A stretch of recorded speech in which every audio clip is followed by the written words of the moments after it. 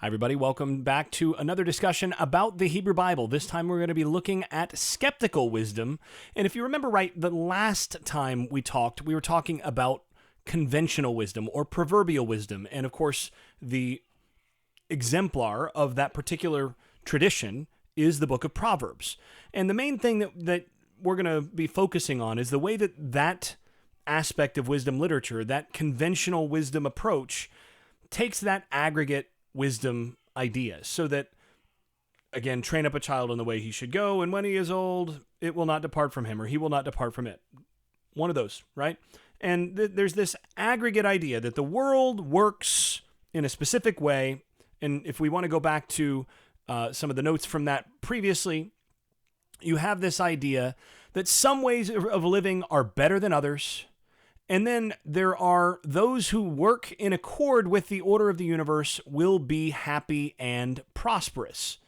So essentially you have those ideas that work together that on the aggregate, in the context of proverbial wisdom, you wind up with this idea that do the right things and you're going to reap what you sow, because the world is fundamentally just in its outlook. And so Proverbs takes a kind of formulaic approach to the world. A plus B equals C. If you do A and B, you get C. You get specific consequences.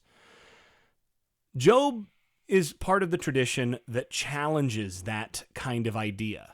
So in the tradition of skeptical wisdom, or reflective wisdom as it's often called, the world does not always work out as neatly as proverbial or conventional wisdom would suggest. So specifically, sometimes a righteous life is not only not rewarded, but in fact, the righteous suffer rather badly indeed, specifically because they're righteous. And sometimes nasty people seem to be doing quite well. Many of them get elected to public office. So at that point, how do you then go back to Proverbs, and how can you seriously say, well, if you just work hard, keep your nose clean, the world's going to work out for you? Skeptical wisdom comes in and says, yeah, it might work that way a lot of the time, but then there are a lot of times where it doesn't. And skeptical wisdom addresses those issues. Job is one of the preeminent examinations of that kind of approach throughout the Hebrew Bible. So we're going to go ahead and look at the book of Job and what makes Job distinctive. So let's go ahead and get that there. All right. So the book of Job is organized like a dramatic play. And for all we know, it may have been performed. We don't know. But it's organized like a dramatic play, and it's divided into 6 sections. So you have the opening frame, and then you have the closing frame. Those two things, chapters 1 and 2, and chapter 42, 7 through 17, you have an opening frame and a closing epilogue that are their own sort of thing. And the opening frame is in prose, and it gives you the introduction to the story. So we're going to go ahead and take a look at the opening frame. There was a man in the name of Uz, and in the land of Uz. There's a man in the land of Uz whose name was Job. Now, we don't know where the land of Uz was. As far as we know, it's about as historical as the land of Oz. But there was a man in the land of Uz whose name was Job, or Job. And that man was blameless, upright, fearing God, turning away from evil. So he did nothing wrong. He was without sin, as you would say, blameless. And he had 7 sons and 3 daughters. And he also had 7,000 sheep, 3,000 camels, 500 yoke of oxen, 500 female donkeys, and many servants, many slaves. And that man was the greatest of all the men of the East. You're talking about an insanely wealthy person. And his sons used to go and hold a feast in the house of each one on his day, and they would send and invite their 3 sisters to eat and drink with them. So his sons would rotate every 7 days. They'd be at a new feast at their place. And when the days of feast had completed their cycle, Job would send and consecrate them, rising up early in the morning and offering burnt offerings according to the number of them all, because Job said, maybe my children, maybe my sons have sinned and cursed God in their hearts. And this is what Job did continually. So we're introduced to this fabulously wealthy, unrealistically perfect, blameless person who does everything right. There's nothing you can point to in his life that he does wrong. And he's so over-righteous that he actually tries to cover for his children, and he wants to make sure that, look, I'm going to make sure I'm interceding for them too, because, I'm not doing anything wrong, and I want to make sure they don't. So that's something. And then you have the epilogue, which we'll address later, which tidies the story up a bit and connects back to the introduction. And then you have, sandwiched between the introduction and the epilogue, you have the 4 main sections of the book. 3 through 31 is the main portion of the book. It's the main poem. And this is a series of poetic speeches of Job's friends. 3 friends, Eliphaz, Bildad, and Zophar. And these are speeches about the meaning of divine justice and Job's suffering. And then you have 32 to 37, the speech of Elihu, who's another individual who challenges both Job and his 3 friends. And then you have God's response. And then you have Job's response to God. Not Job's response to Job, but anyway, Job's response to God, acknowledging God's power, which was never questioned in the first place. And then finally back to the epilogue. Now, there are a couple things that you should notice about this organization. And the first is that there are basically 2 stories in the book of Job. There's a first story, which is the basic narrative where you have the completely blameless and righteous person who we've just read about, who then loses everything because God decides to put him to the test. And so when we go beyond this, there was a day when the children of God, when the sons of God came to present themselves before Adonai, and Satan, Hasatan, was among them. And Adonai said to Hasatan, so where'd you come from? And Hasatan answered Adonai and said, well, I was roaming to and fro. I was roaming around the earth and walking around on it. And Adonai said to Hasatan, have you thought about my servant Job? There's no one like him on earth. He's blameless, upright, fearing God, turning away from evil. And then Hasatan answered Adonai, does Job fear God for nothing? Have you not made a hedge around him in his house? All he has on every side? You've blessed the work of his hand, and his possessions have increased in his land. But if you put forth your hand now and touch all he has, he will surely curse you to your face.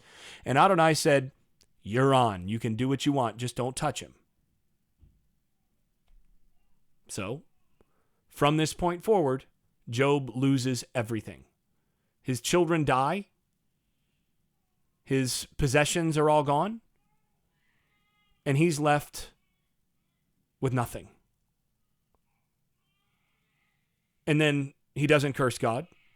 So Satan goes back and says, well, skin for skin. Hasatan goes back and says, skin for skin. He did not sin, nor did he blame God. And so Hasatan says, skin for skin, put out your hand now and touch his flesh and his bone, and he'll curse you to his face. So if you don't have your health, you don't have anything. He still has his health. Well, in that case, go ahead and touch his body. Go ahead and take his health away. Do it. So at that point, then, Job has lost everything and then continues to stay faithful. That's what we get in the prose narrative. And then in the end, in the epilogue, when we get to chapter 42, and we'll go ahead and look at that, Job 42:7. It came about after Adonai had spoken these words. He said, here we go, 42:10. And Adonai restored the fortunes of Job when he prayed for his friends, and Adonai increased all that Job had twofold. And then all his brothers and sisters and all who had known him before came to him and ate bread with him in his house, and they consoled him and comforted him for all the adversities Adonai brought on him. And each one gave him one piece of money and each a ring of gold. And Adonai blessed the latter days of Job even more than his beginning, and he had now double each of what he had in the previous thing. And he had 7 sons and 3 daughters. And he lived 140 years after this, and he saw his sons and his grandsons 4 generations, and he died an old man full of days. So Adonai restores Job after he had stayed faithful. So that's what you get from the introduction and the conclusion. This is sort of a traditional ancient Near Eastern story about a pious man put on trial, and basically the importance of piety and patient suffering is there. You don't question God no matter what happens. You continue to stay faithful, and ultimately you are rewarded for this. Now, it is worth noting that the restoration that happens here, God restores Job, restores everything to Job, except, well, his original children are still dead.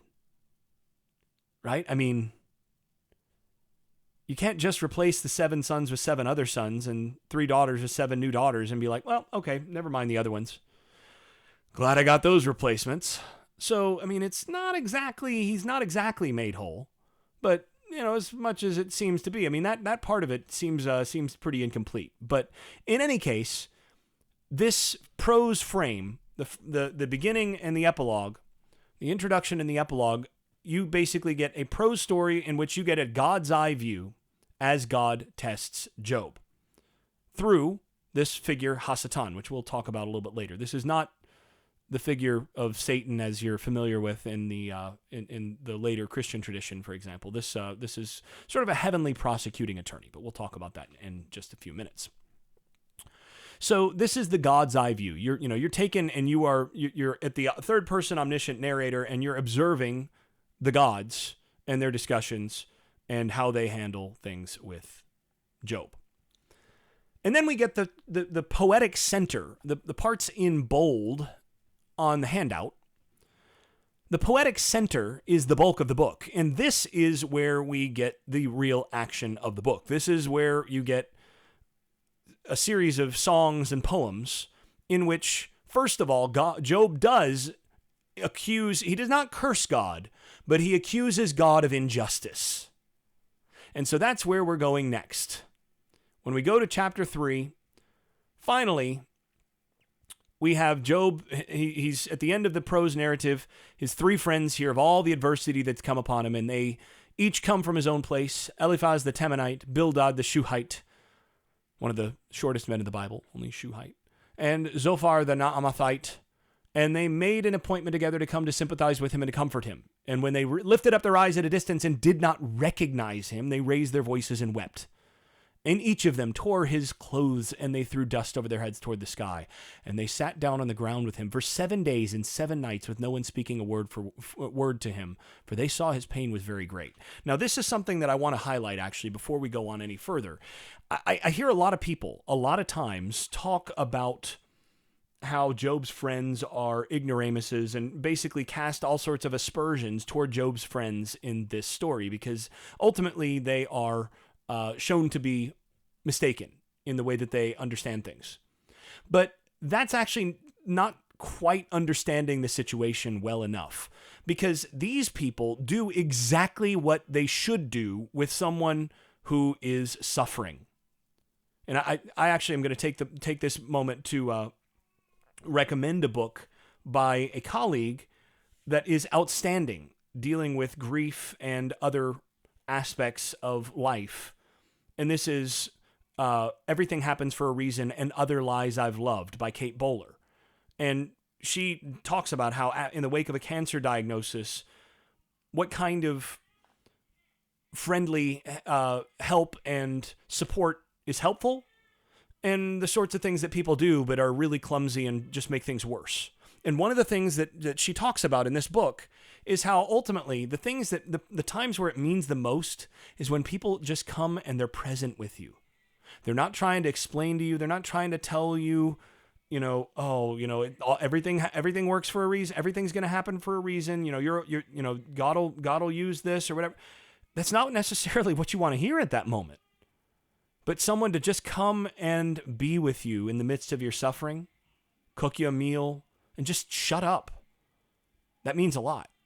And these guys do it. These guys get it right. For 7 days. I would venture to guess that the majority of us would not do nearly so well when it comes to managing to grieve together with a person this way. So you got to give his friend some credit here, first of all. But then after that, we see Job opened his mouth and cursed, not God, but the day of his birth. And he said, damn the day on which I was to be born.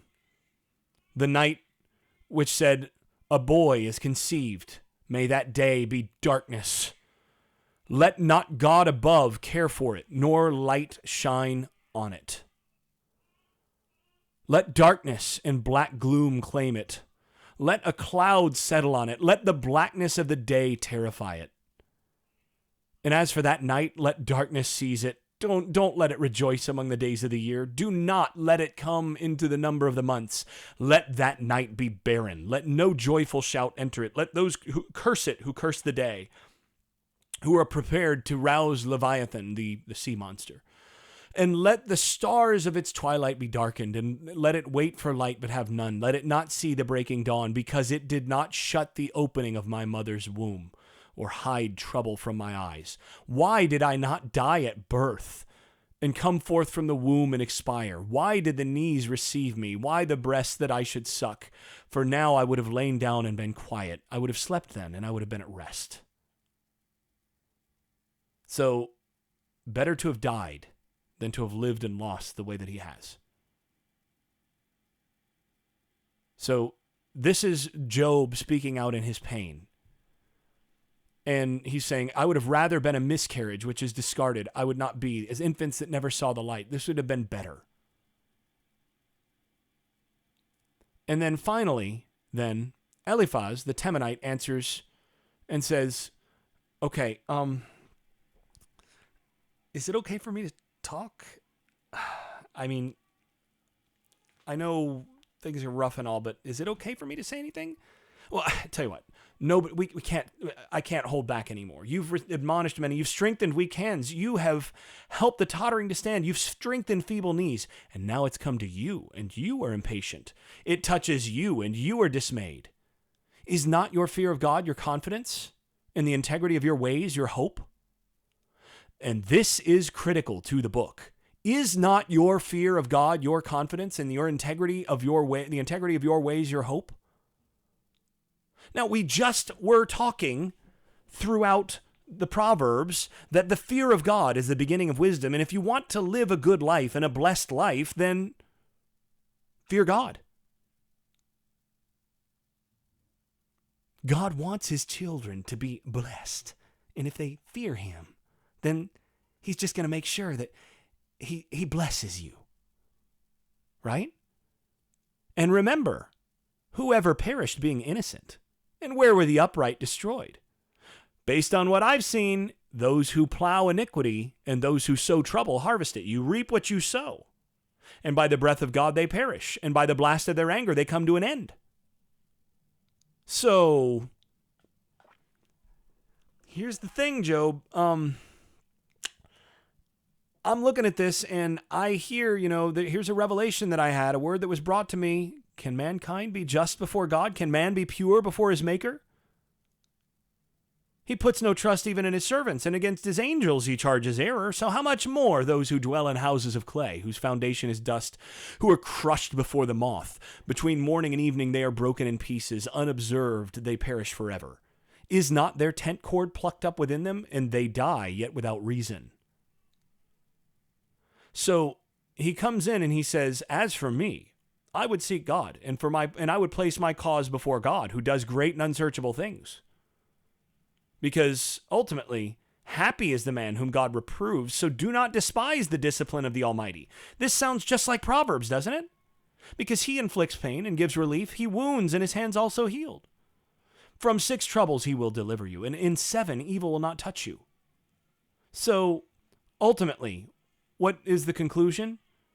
You need to deal with whatever it is that you've dealt with. And so Job then says, yeah, so here's the thing. Oh, that my request might come to pass, and that God would grant my longing. Would that God were willing to crush me, that he would loose his hand and cut me off. I want to die. But it is still my consolation. I rejoice in unsparing pain that I have not denied the words of the Holy One. But here's the thing. I haven't done anything wrong. Teach me, and I will be silent. Show me how I have erred. How painful are honest words, but what does your argument prove? Do you intend to reprove my words when the words of one in despair belong to the wind? Look at me and see if I lie to your face. Desist now. Let there be no injustice. Even desist. My righteousness is yet in it. Is there injustice on my tongue? And so Job comes in and from there denies, we're going to read one last piece, denies that there is nothing that he's done wrong. Nothing.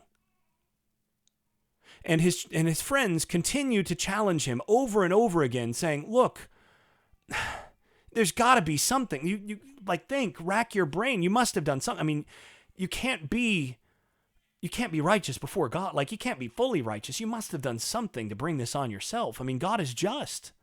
And Job keeps saying, here's the thing. I didn't do anything. So whatever God's doing here, honestly, I want to have an audience with God to basically give him a piece of my mind because I've done all the right things and I haven't done anything wrong. I haven't sinned and I'm getting the raw deal here. I'm getting the bitter end of the stick and I want God to come and answer to me on how this is. But here's the problem. How can a man be in the right before God? If one wished to dispute with him, he could not answer him 1,000 times. Who has defied him without harm? And he basically talks about the power of God. He's the one who makes and he mentions the constellations. And he does great things, unfathomable and wondrous things without number. And so who could say to him, what are you doing? How then can I answer him and choose my words before him? Because even if I were right, I couldn't answer him because I would have to implore the mercy of my judge. So he's basically saying, look, this is injustice. I've done nothing wrong to deserve this, but I can't actually go and plead my case before God because ultimately he's too powerful for me. He just is going to do what he wants, and it's not like I can come in and challenge him because no matter what, I can't out-argue God. But I'm still right. So this is when Job's friends take throughout the conventional wisdom approach. Throughout, they keep saying, there must be something. The world works this way. If you sow wickedness, you reap the rewards of what you've sown. If you do righteousness, God looks after you. And obviously, God has turned against you, so do the math. If A plus B equals C, and you're getting minus C, then you must not have done A plus B properly, right? So if you've got minus C, you can do the inverse, right? Then that must mean you must have done minus A plus B or A minus B or something in there's negative, buddy. You did something negative. But here's the thing. Job and the reader both know better.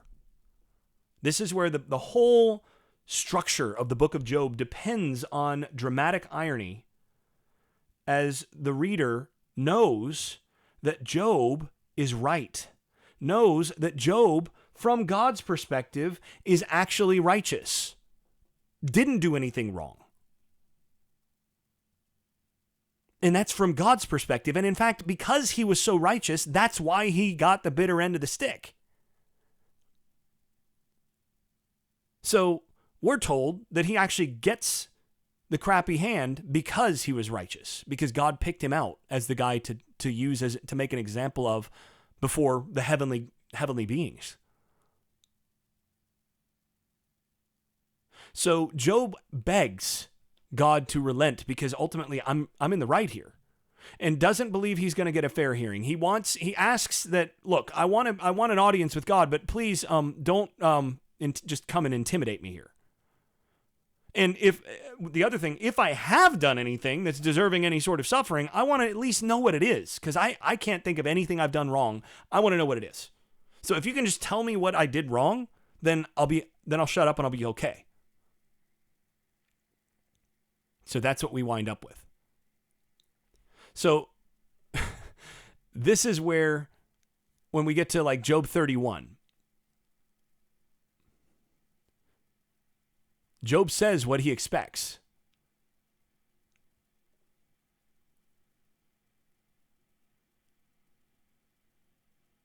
Actually, we'll go ahead and skip that for now. God shows up, and we're going to skip Elihu's speech. We don't have the time for that in this particular lecture. But Elihu comes along and challenges both. And then God comes in chapter 38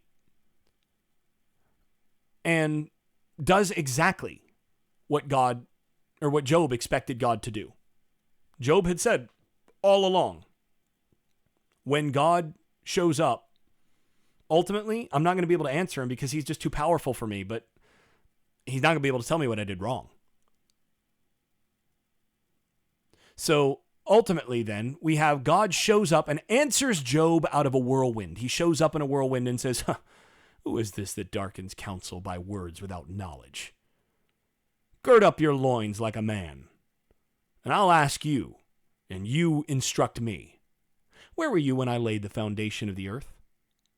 Tell me, who set its measurements, since you know? Who stretched the line out and measured out the way that the cosmos is set? On what were its bases sunk? So what's the foundation? Who laid the cornerstone for the world?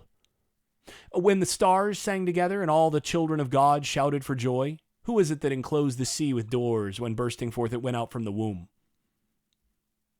And he lists out all of the things that make God powerful and all the things that Job could never possibly understand and know. Do you know what the time the mountain goats give birth? Do you observe the calving of the deer? Can you count the months they fulfill? Do you even know the time they give birth? I manage it all. So you have chapters, plural, of God just listing all of the things that are beyond the understanding of humanity. And Adonai said to Job, will the fault finder contend with the Almighty? Let him who reproves God answer it. And so this is exactly what Job expected. And Job said, look, I'm nothing. I'm insignificant. What can I reply to you? I lay my hand on my mouth. Once I've spoken, and I will not answer. And twice, and I will add nothing more. And Adonai answered Job out of the storm again and said, gird up your loins like a man, and I'll ask you, will you instruct me? Will you really annul my judgment? Will you condemn me that you may be justified? Or do you have an arm like God? Look at my arm. Can you thunder with a voice like this? And once again, God shows how powerful he is. And power is all that matters. And Job says to him and says, look, I know you can do all things, and no purpose of yours can be thwarted. Who is this that hides counsel without knowledge? So I've declared that which I did not understand, things too wonderful for me which I did not know. Hear now, I will speak, and I will ask you, and you instruct me. I just want you to tell me. I want you to explain to me what I need to know.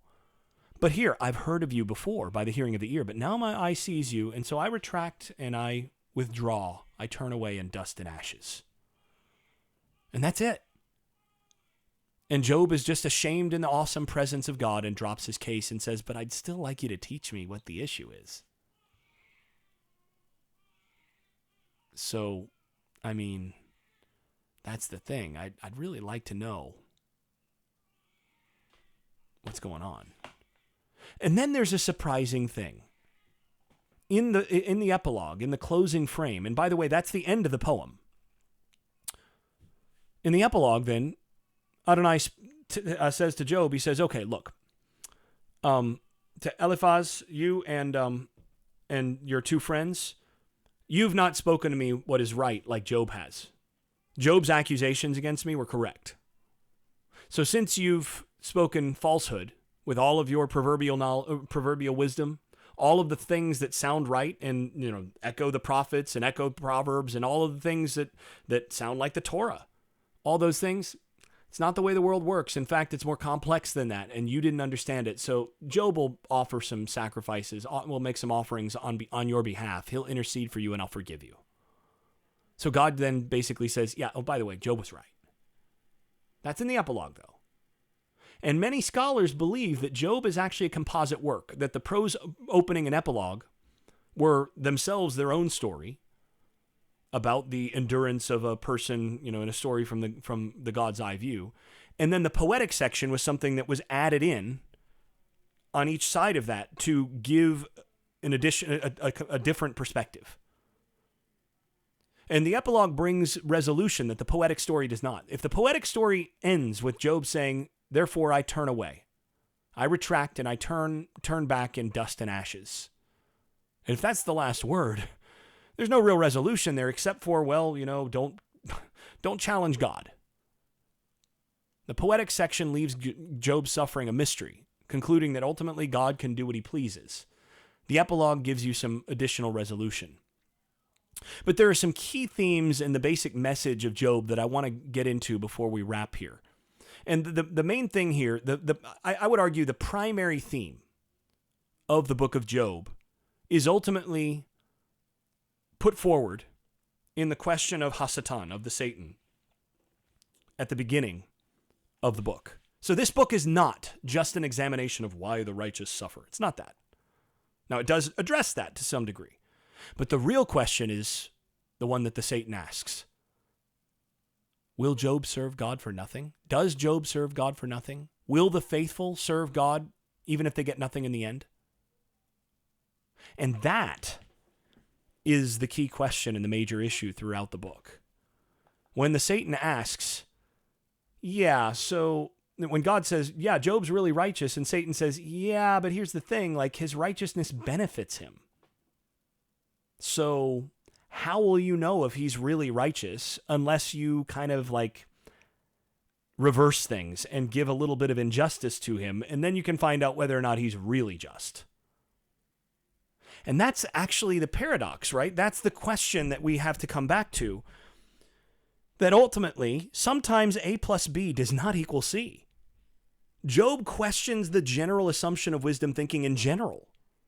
The idea that prosperity signifies divine nearness while adversity indicates God's distance. So the idea that you can look at the outcomes and determine whether someone is actually righteous. You can look at whether someone is prosperous or whether they seem blessed. That person's dressed well. He is driving a nice car.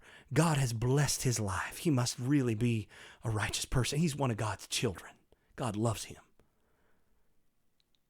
Can you judge that way? Job says no. You can't determine on the basis of whether someone is prosperous or whether someone is poor, whether someone is experiencing great adversity, struck with cancer, any number of things. You can't tell on that basis whether someone is righteous. That doesn't give a dang bit of insight into that because, the world just does not work in that orderly of a fashion. You can't judge on the basis of prosperity.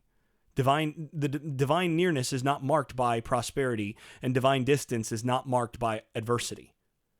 So the central question of that aspect of things is, where is God from the perspective of the poetic frame, or of the poetic narrative, the poetic story? Where is God when life contradicts our expectations? That's what Job is asking. So where are you, God? What? This is not the way things are supposed to be. Where are you? I want to know what's going on. And we don't really get an exact answer to that.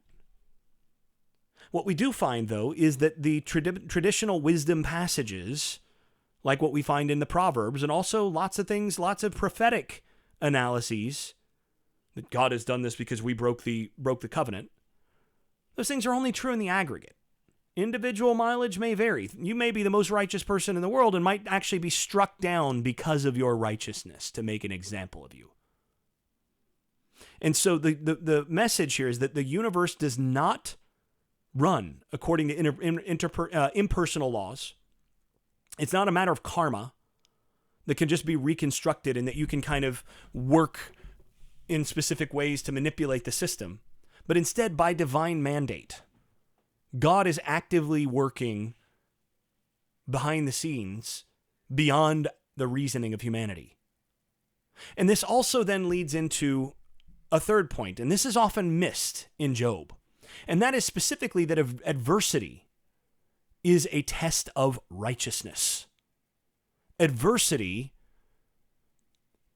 is what actually reveals whether a person is righteous or not. And the reason for that is, does Job serve God for nothing? If the righteous were always rewarded with blessing and prosperity, how could you know who is righteous versus those who are just selfish and are simply smart enough to work the system? So if you want to know who's righteous and not, the paradox here is that you have to introduce a little injustice to the system, because the injustice that's in the system is precisely what reveals those who are truly just.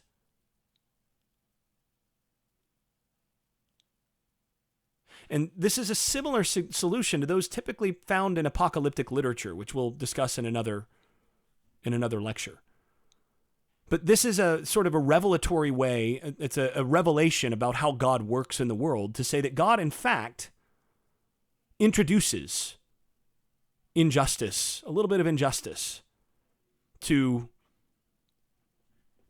deal with and reveal the reality, the real character of those with whom he's interacting. So the injustice that occurs in Job's life actually confirms his actual righteousness. Whereas otherwise, how would you know?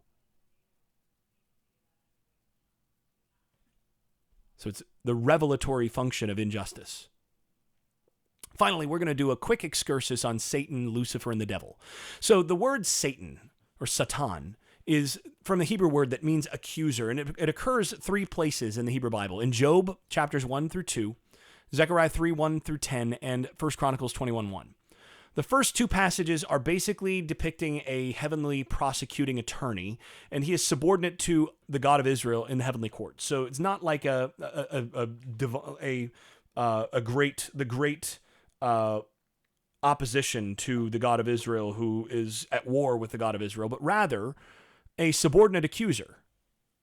Someone who comes along and, points at someone, and then, there's a divine court where various decisions are made.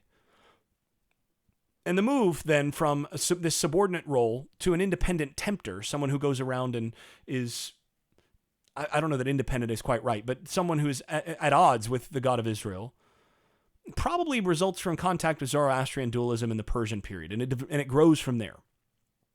And as we've talked about in the in our discussion of Isaiah, the word Lucifer, or Lucifer is actually how it's pronounced in Latin, is a translation in English of the Hebrew word for light bearer or shining one in Isaiah 14:12, and actually comes from the Latin Lucifer, which just means light bearer.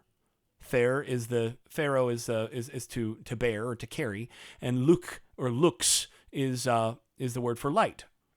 Same word from like Spanish, luz, right? Or luth if you want to go Castilian. So, and that's from a passage where Isaiah is taunting the king of Babylon by calling him Day Star, son of the dawn, because he has fallen from his high but temporary position of power. And it's basically like, oh, you imagined yourself to be divine. Well, look now. Now, later Christians eventually can connect this with Jesus' statement, I saw Satan fall like lightning from heaven. And then this gets confirmed later on as the translation of Lucifer, and is retained in the King James as retains the Latin word as though it were a proper name, and then you have people reading that as though that's like the prior name for the devil or for Satan. And of course, devil is the English translation of the Greek diabolos, which means accuser or slanderer, and that's the typical translation in the Greek Bible for the Hebrew word Satan. So, and actually, the King James also regularly uses devil to translate daimon, which is actually translated by more modern translations as demon, which is sort of a lesser spirit, but not exactly the same thing. So there's a lot more that we could say about this, but basically we can put it pretty simply that the Satan character in the book of Job is not exactly the Satan of Dante or later Christian theology, but rather a member of the heavenly court who is occupied with the prosecuting role and stands doing his duty in the court as a part of the larger divine purpose. So we'll go ahead and wrap there. Got one more lecture left in our discussion of in our discussion of the of wisdom literature.